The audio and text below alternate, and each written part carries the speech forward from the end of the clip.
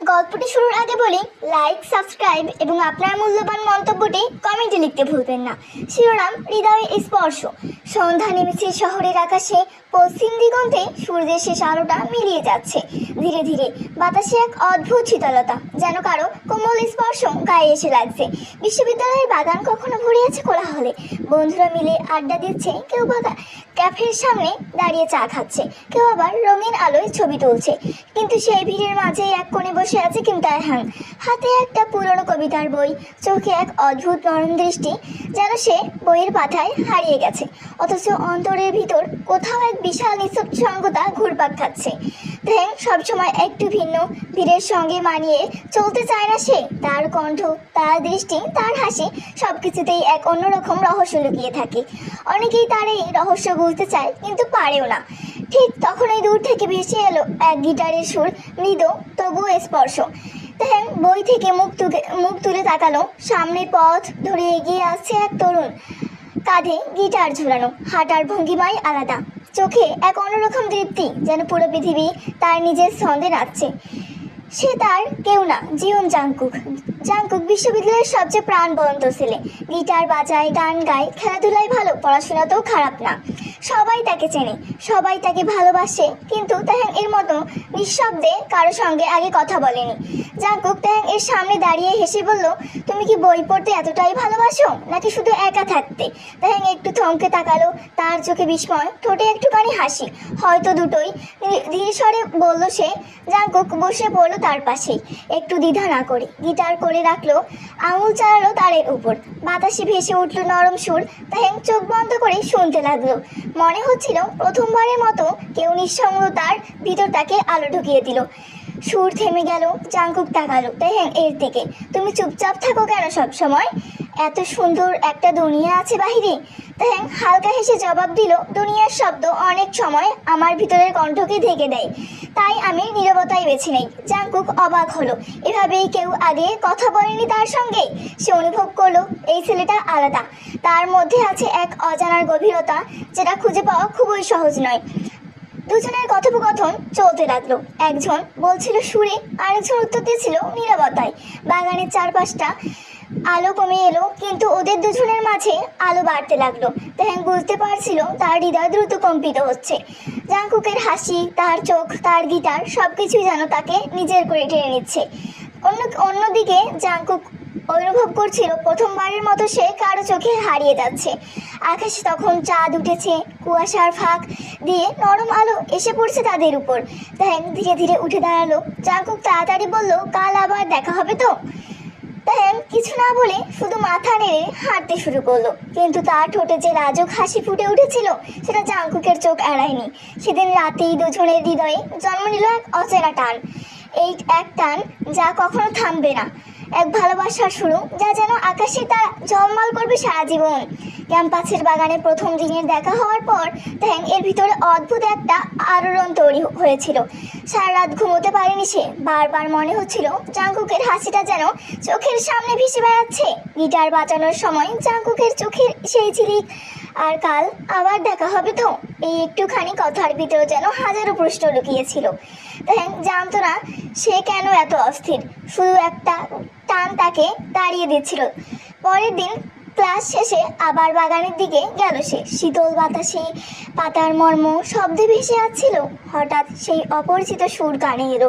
সুরে দাঁড়িয়ে আছে এক জাংকুক, কাঁধে গিটার ঝুলানো, ঠোঁটে এক চিনতে হাসি। তুমি এসেছো? জাংকুকের কণ্ঠে একরকম উচ্ছ্বাস, যেন সে জানতো তাইহাং আসবেই। তাইহাং চুপচাপ তার পাশে গিয়ে পড়ল। আজ তার মুখে আগের মতো লাজুক নীরবতা নেই, বরং চোখে এক অদ্ভুত আকর্ষণ। জাংকুক হালকা করে গিটার বাজাতে লাগলো। সুরটা আজ অনেক গভীর, হৃদয়ের ভিতরের কথাগুলো বাজছে। তাইহাং এই সুর শুনে চোখ বন্ধ করলো। মুহূর্তটা ছিল এতটাই ঘনিষ্ঠ যে দুজনের নিঃশ্বাসও যেন এক হারিয়ে যাচ্ছিল। জাংকুকের চোখ থেমে গেল। তাইহাং এর ঠোঁটে মৃদু আলোয় সেই ঠোঁট কাঁপছিল অজানা লজ্জায়। তাইহাং জাংকুক ধীরে ধীরে নাম ধরে ডাকলো। তাইহাং চোখ খুললো, কিছু বলতে পারলো না। তার দৃষ্টি আটকে গেল জাংকুকের চোখে। চারপাশের শব্দ মিলিয়ে গেল। শুধু নিঃশব্দে দুই হৃদয়ের স্পন্দন বাজতে লাগলো। জাংকুক হাত বাড়িয়ে তাইহাং এর আঙুল ছুঁয়ে দিল। একটা শিহরণ বয়ে গেল তাইহাং এর শরীর জুড়ে।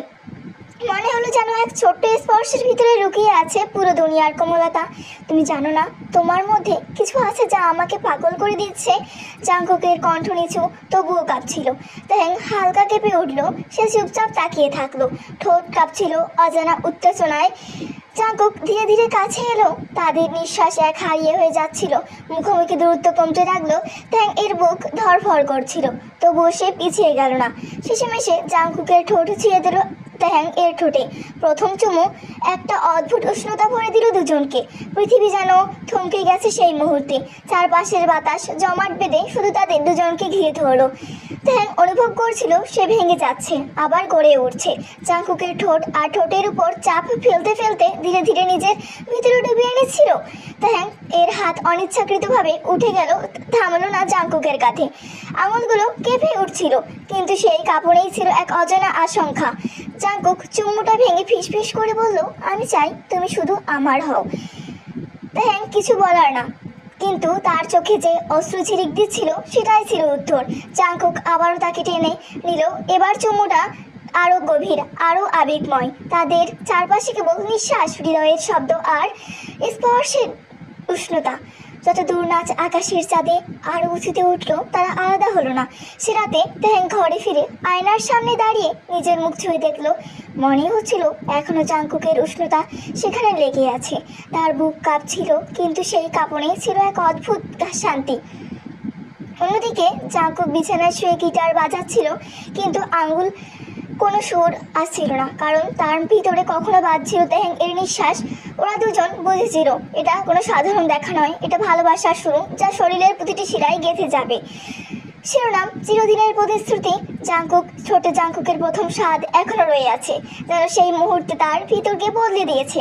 সে তার আগের মতো নিঃশব্দ, একলা। দূরে ছেলেটি নেই, আর দূরে হৃদয় ভরে আছে এমন এক উষ্ণতায় যা জাংকুক ছাড়া আরও দ্বারা সম্ভব নয়।